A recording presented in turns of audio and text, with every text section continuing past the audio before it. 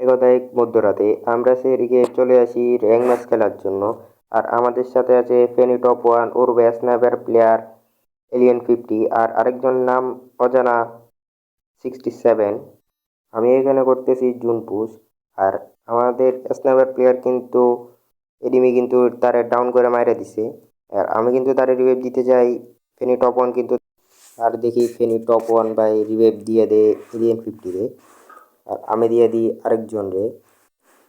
এবারও কিন্তু এলিয়েন 50 আমাদের স্নাইপার প্লেয়ার কিন্তু মরে যায়। স্নাইপার প্লেয়ার ছাড়া কিন্তু কোনো ম্যাচে ভালো হয় না, তাই আমি তারে এবার নামাই দিই।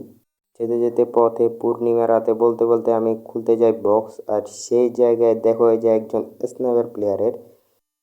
সে তারে কিন্তু আমি যাতা দেওয়ার চেষ্টা করতেছি, সে কিন্তু একটা টোকা লাগা দিছে, আরেকটা টোকা দিয়ে কিন্তু আমার ডাউন করে দিছে। এবং আমি খেলা দেখতেছি, এ কি ভাই, Feni top one grand master ওঠার জন্য কি হ্যাক লাগাই খেলতেছে নাকি? সে এরকম হ্যাক কেমনে মারতেছে? তারে কিন্তু একটা বান্দর জুনপুষের কিন্তু দূরাইতেছে। জুনপুষের কিন্তু জানে না এখানে ফেনী টপ ওয়ান আছে। আমার কিন্তু